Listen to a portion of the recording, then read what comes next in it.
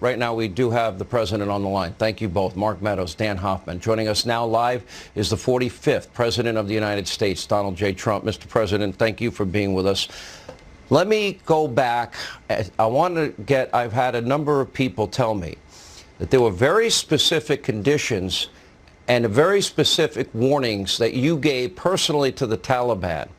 Joe Biden is trying to blame you. I want first to give you an opportunity to respond to that, your assessment of what's going on, and what was that conversation to the extent you feel you're able to share it with us. Well, it's good to be with you, Sean, but it's a terrible time for our country. I don't think in all of the years our country has ever been so humiliated. I don't know, would you call it a military defeat or a psychological defeat? There's never been anything like what's happened here. You can go back to Jimmy Carter with the hostages. We all thought that was a great embarrassment, and we were pulled out of that by Ronald Reagan. This is many, many times worse, and you're dealing with thousands and thousands of Americans and others that are stranded and very dangerously, really stranded in Afghanistan. So it's something that you can't even believe that a thing like this could. I looked at that big monster cargo plane yesterday with people grabbing the side and trying to get flown out of Afghanistan because of their fear, their incredible fear, and they're blowing off the plane from 2,000 feet up in the air. It's nobody's ever seen anything like that. That blows the helicopters in Vietnam away. That's not even a contest. This has been the most humiliating period of time I've ever seen. Yeah, we had a great deal. We worked on it very hard. Mike Pompeo, a brilliant guy, and many others worked on it endlessly. Meetings with the Taliban. Of course you have to meet with the Taliban. They're the ones that you're negotiating with. I spoke on numerous occasions to the head of the Taliban, and we had a very strong conversation. I told him up front, I said, look, before we start, let me just tell you right now that if anything bad happens to Americans or anybody else, or if you ever come over to our land, we will hit you with a force that no country has ever been hit with before. A force so great that you won't even believe it. And your village, and we know where it is, and I named it, will be the first one. Mr. The first President, I want to interrupt. Dropped right there. You said this to who? Yeah. Who did you said to that to who? To Mullah Baradar, who is probably the top person. Now, nobody really knows who the top person is, but I would say that's probably the top person, and it seems to be, that's the way it's rolling right now. But I had a very strong conversation with him. We talked for a while after that. That was the primary point I was making, and he understood it. And I asked him, do you understand? He said, yes, I do understand. And I wanted them to get a deal done with the Afghan government. Now, I never had a lot of confidence, frankly, in Ghani. I said that openly and plainly. I thought he was a total crook. I thought he got away with murder. He spent all his time whining and dining our senators. I mean, the senators were in his pocket. That was one of the problems that we had, but I never liked him. And I guess based on his escape with cash, I don't know, maybe that's a true story. I would suspect it is. All you have to do is look at his lifestyle, study his houses where he lives. He got away with murder in many different ways. But I had a very, very strong talk with the Taliban, which I considered to be much more important in this sense because they were the problem. And they've been there for a long time, and they're good fighters, and they fight hard. And after I said that, we had a pretty good conversation. Now, I have to tell you that if you remember when they were coming to Washington to meet with me, they decided to kill an American soldier because they thought that was a good way to negotiate, and I canceled the trip. And we had a conditions-based agreement. And if you remember, it said May 1st, we want to get out because we have to get out. I've listened to people on your show and other shows say we should stay. They don't know. We were spending $42 billion a year. $42 billion. Think of it, $42 billion. I understand Russia spends $50 billion a year for their entire military. We were spending $42 billion, not 1%. They were saying 1%. That's a lot of nonsense. We're spending $42 billion a year on defending this for years and years. We've been there really now, not 20 years, but 21 and a half years. And we get nothing out of any of these things that we do, whether it's them or many other countries I could tell you about. I'm not going to insult anybody right now. But to spend that kind of money and then to have people get on shows and say how inexpensive it was. And I have to tell you also that we lost no soldiers in the last year and a half because of me and because of the understanding that we had. We lost no, think of that. In Chicago and in New York and in other cities in the United States, many people die every weekend. We lost no soldiers in Afghanistan because they knew I wasn't going to put up with it. And that's what happened. You know, it's interesting to listen to Joe Biden blame you. I inherited this deal, he kept saying, but he also inherited secure borders, and he also inherited energy independence, and he also inherited 3 vaccines and therapeutics like Regeneron, and we now see what's been unfolding, and he didn't have inflation at the time. I want to go back. I want to be very clear here, because Secretary of State Pompeo on this program said exactly what you did, that there wouldn't be an exit strategy that didn't include the current conditions on the ground. And I have multiple sources, and you're confirming tonight, that it sounds to me like you told the Taliban that if they violated any aspect of this agreement with territorial ambitions, we learned last week that 60% of the country was in their control. And you told them in no uncertain terms, it sounds to me like you would basically treat them like you took care of the caliphate in Syria, ISIS. Well, we did. We got rid of the caliphate. Everyone said it was impossible, and I did it very quickly, and I let the generals make the decisions. The generals, the real generals, the ones that were over there doing the fighting, the ones that knew how to do it, because we have a lot of generals that shouldn't be generals right now, frankly. And I'm watching them all the time. But we have some great ones. We have great leaders in our military. We have the greatest military in the world. And we're giving it a very bad reputation, what's happening. Think of it.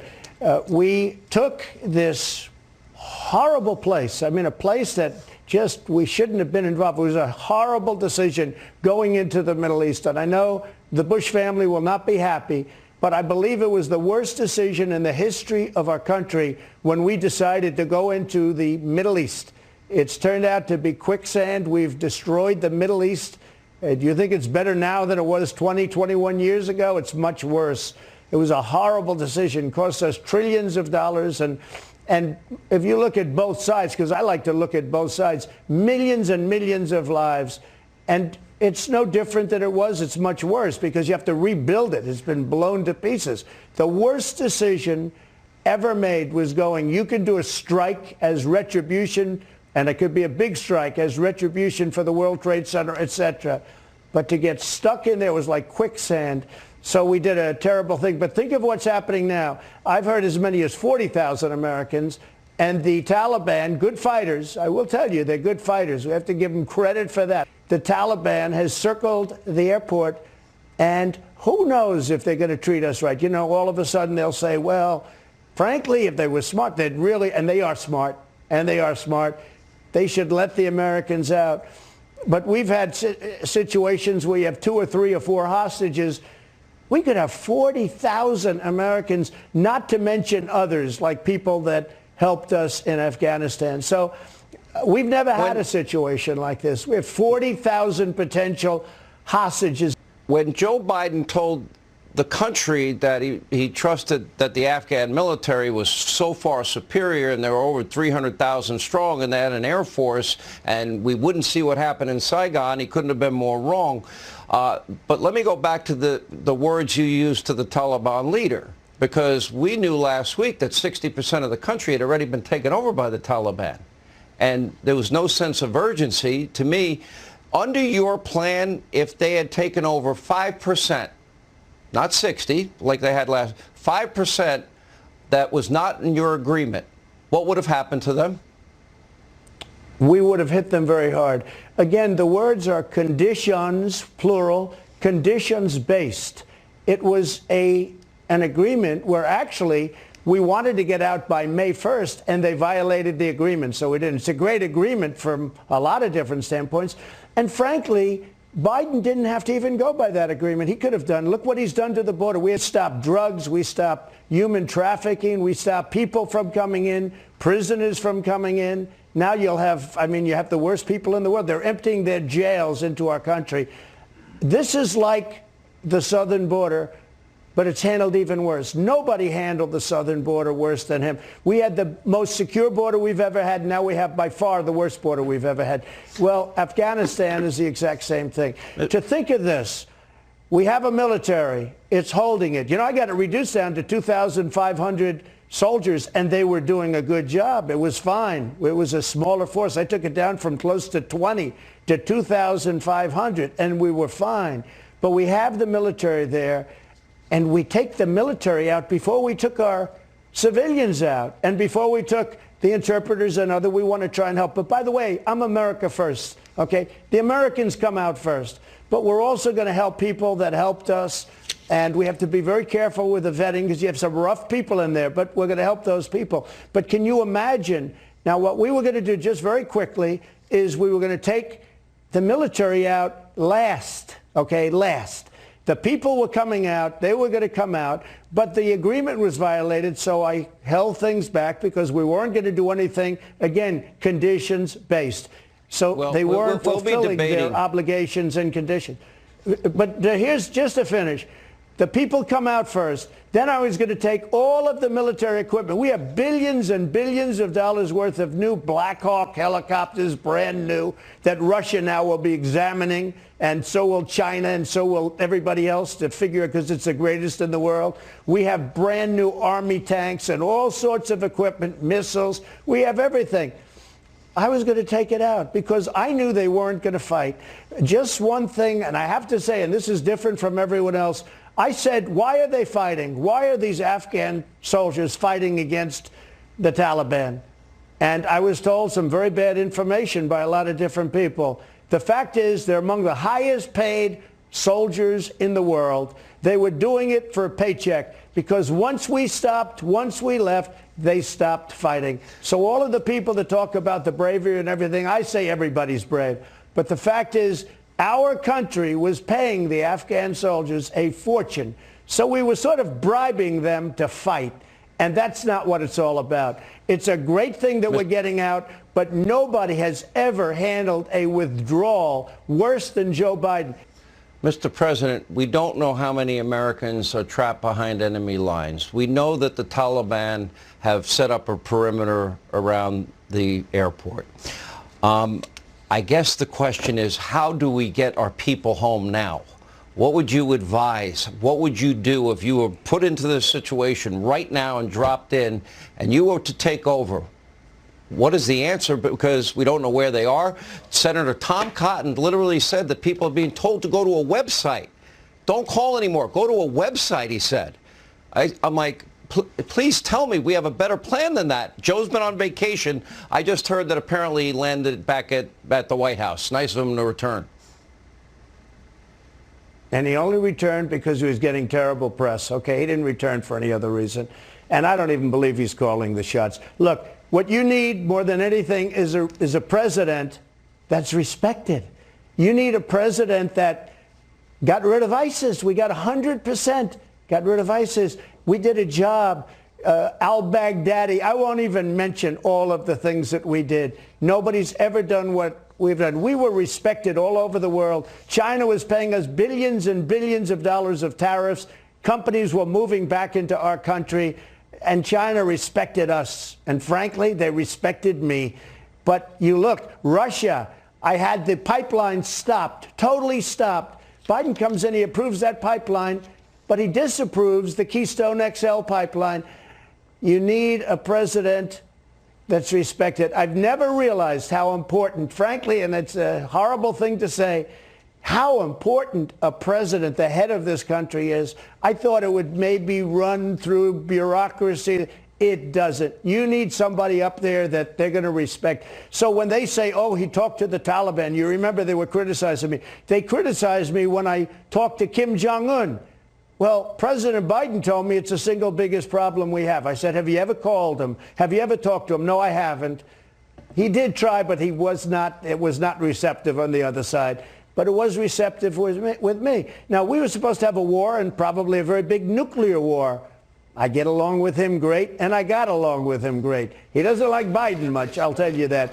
But I got along with him great. and we had no problems. You remember that. We were virtually, remember the big button versus the little button and the whole thing. Let me tell you, we get along great. We had a very good relationship. We met. We got no credit for that one. No problem. By the way, South Korea, I got them to pay billions of dollars, billions. We're protecting South Korea. They're very wealthy. They built the ships. They build the televisions. They do everything. They're very rich. They were paying us nothing. I got them to pay billions and billions of dollars because we're protecting them from North Korea. And I had a very good relationship with President Moon and all of the people in South Korea. In fact, they liked me and I liked them. But I said, why are we doing this for nothing? Japan, the same thing. So many. We're protecting the world. We can't do this. We're not supposed to be doing this. If you look at Russia, if you look at China, how many countries are they fighting for? One. You ask them. They're fighting for Russia. They're fighting for China. They're not fighting for 93 different countries all over the world. Most of them, nobody ever heard of them. So we had a very, very strong conversation with the mullah. And frankly, it absolutely, they would not have done what they've done right now. This is the greatest embarrassment and beyond embarrassment. This is something that it will affect our relationships for years to come and decades to come. I will say, when China watches this, they're so happy and they're laughing at us. They're laughing. I extracted billions and billions of dollars out of China. Never happened. We never got 10 cents from China. Billions and billions. And let me tell you, we haven't stopped. This is not ending. Again, we have all of those thousands of Americans over there and others. And you're saying, how are they going to get? They have a Taliban ring around the airport. They said nobody else. Now, they're saying we'll negotiate. But do you really think? Their history is that they're very brutal and they don't like to negotiate. That's their history. And Biden put us in this position. He should have gotten the civilians out first. Then he should have taken the military equipment. We have billions of dollars of brand new, beautiful equipment. Take the equipment out and then take the soldiers out. And frankly, I said, take the soldiers out, but before you leave, blow up all the forts, because we built these forts that are being now used by the enemy. It's not even believable. It's interesting because I'm watching both Russia and China race in, and they want to recognize the Islamic Emirates of Afghanistan almost immediately. It's funny. I mentioned to you that I had numerous sources that said that apparently a lot of people are on your phone calls. I know everyone wanted to release the Ukraine call. They said what we really need to do is release the calls between President Trump and the head of the Taliban, and maybe while we're at it, we can release some of the calls with President Trump and President Xi, because America might be shocked to hear how strong you were and forceful you were in a lot of these conversations, which leads me to a question about what's going on with China and Russia. They're both arming Iran, putting that aside. But China in particular has threatened our military bases, Japan's military bases. They lectured our country in front of our Secretary of State, not Mike Pompeo, Blinken, in Anchorage about human rights, of all things, after COVID. And then the communist Chinese are saying we need to beg for permission to land in Taiwan. And their propaganda newspaper is suggesting that America won't lift a finger to help our ally Taiwan if, in fact, they have reunification, which we both means they want to take over Taiwan. And I'm not sure. I disagree with that assessment. I don't believe Joe Biden would lift a finger to help Taiwan. Your thoughts on the new aggressive nature of China? Well, I had a great relationship with President Xi, a really great relationship. We got along great until COVID. Even though I taxed the hell out of him through the tariffs, they weren't happy. But I had a very good relationship. And we met at Mar-a-Lago. And I told him very strongly, do not do anything having to do with Taiwan. Just don't do it. And I said it much stronger than that. I'm not going to say exactly how, but it was said very strongly. This wasn't a call. This was sitting in a sofa at Mar-a-Lago with a meeting that was supposed to last 15 minutes before we went on to various other things within, with our different people. But it lasted for hours. we got along great. The first half hour I said, do not do anything having to do with Taiwan. I know you want to. Do not do it. Anyway, we end up with a different president. And what happens? There are bombers now last week, 28 bombers flying over Taiwan. And this happened a week after the election. They were all of a sudden, I think bad things are going to happen with respect to Taiwan because they don't respect our leadership and they no longer respect our country. And that's a really bad thing. China does not respect us any longer. And they had more respect for us just 7 months ago than they ever had for this country.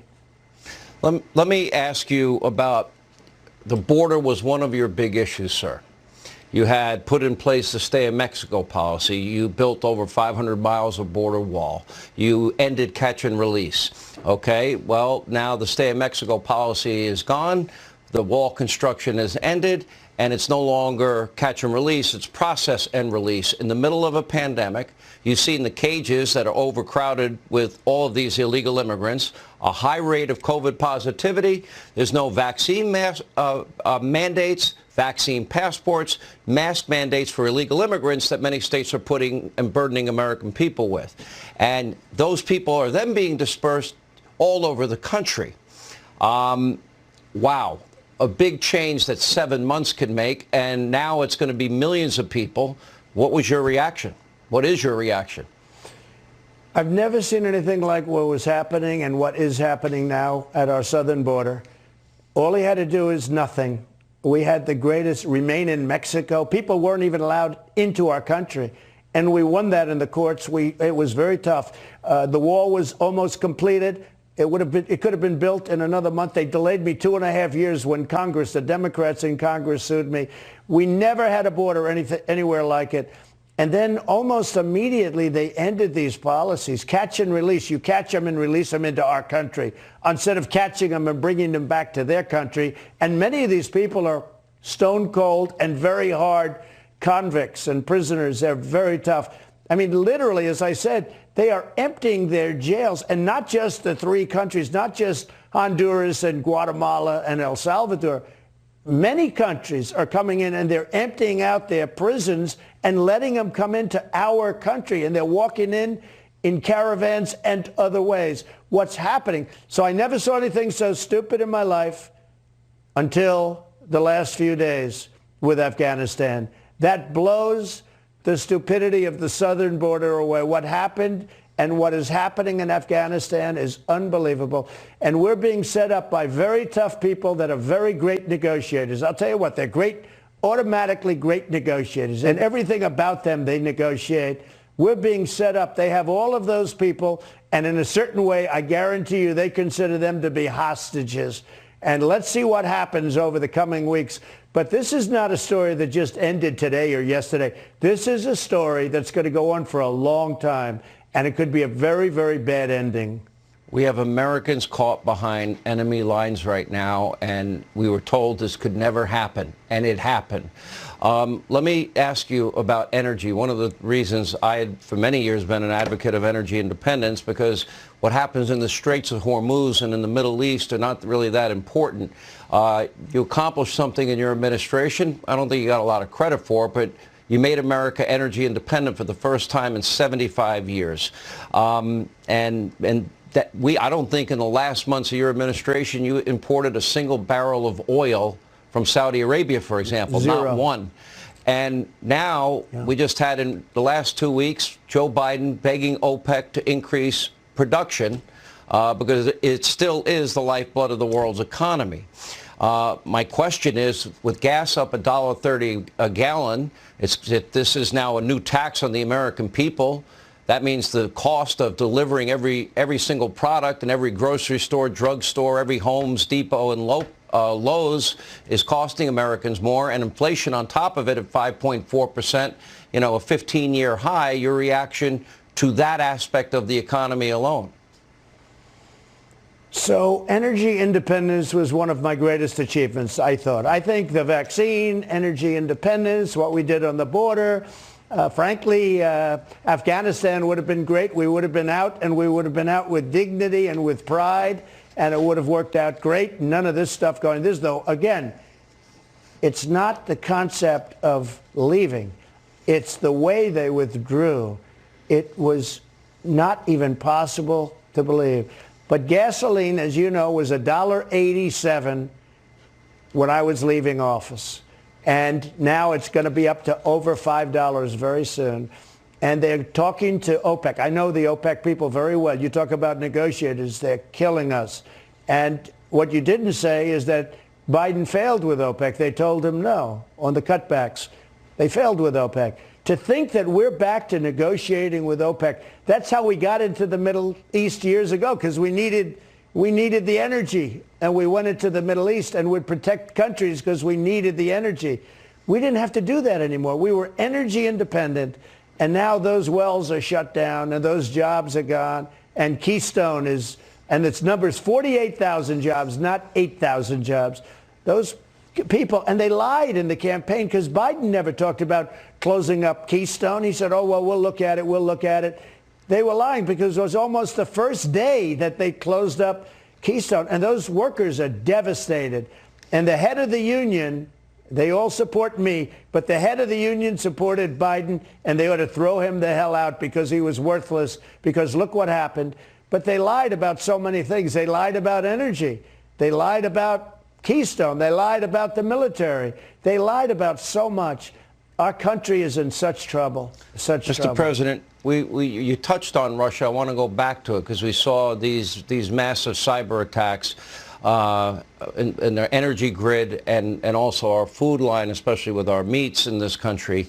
And then we also witnessed, and you referenced it earlier in the interview, the waiver that you prevented Vladimir Putin from getting, which allowed him to build the pipeline that is literally the lifeblood of the economy of our allies in Western Europe, while simultaneously cutting out the Keystone XL pipeline, high-paying career jobs for Americans.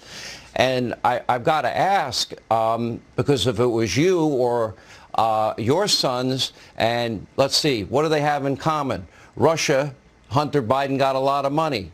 China, they didn't do a deal with Goldman Sachs. They didn't do a deal with Deutsche Bank. They did a deal with Hunter Biden, $1.5 billion, with the Bank of China.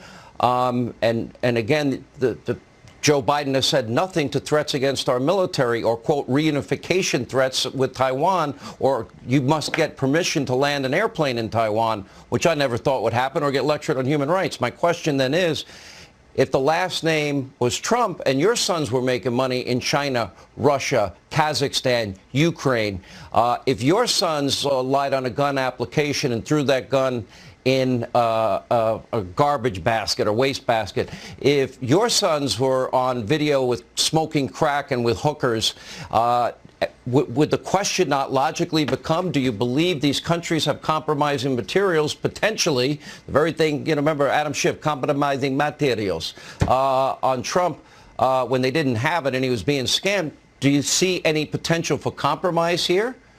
Because it doesn't make sense to me to give Putin a waiver. So this story, the new tape that just came out 2 days ago, has not been on any mainstream media at all. It was on your show and a couple of shows, but no mainstream. It wasn't on NBC or CBS or ABC. It wasn't on CNN. It wasn't on any. It's Hunter Biden. It's the worst thing I've seen. You can't even imagine this. And look, I hope families live well. But what they're doing is they're doing political persecutions with their prosecutors, whether they're local or federal. And our people didn't do that. The Republicans don't do it to anywhere. I mean, it's like a different world. They use prosecutors for persecution. And it's happening. And our country is angry about it, and they see it. But what's going on with Hunter and China and Russia and all of that, I mean, they go after people for tiny little things. And here's somebody that took vast amounts of money out of China and out of Ukraine and out of Russia. $3.5 million from the mayor's wife, and Chris Wallace wouldn't let me talk about that during a debate. He wouldn't even let me bring it up. Well, that has nothing to do. I said it has a lot to do with it. But it's a very sad period of time for our country. Everything's going bad. We have inflation. The economy's going to go to hell. we have inflation like we haven't seen in a long time. I think it's much worse if you look just at energy. And when energy goes up, everything goes up because it's all about energy. Everything goes up. But you look at the price of food where it's being doubled and tripled in some cases. We're going to have inflation that's good. And I remember with Jimmy Carter, and the good thing is for Jimmy is that Jimmy's looking like a much better president right now because you're comparing, you always have to have comparisons. But I remember with Jimmy Carter, with the big inflation, the prime rate went to 21%, and the country came to a halt, worse than a halt. Well, I'll tell you, we better get our act together. That's all I can say.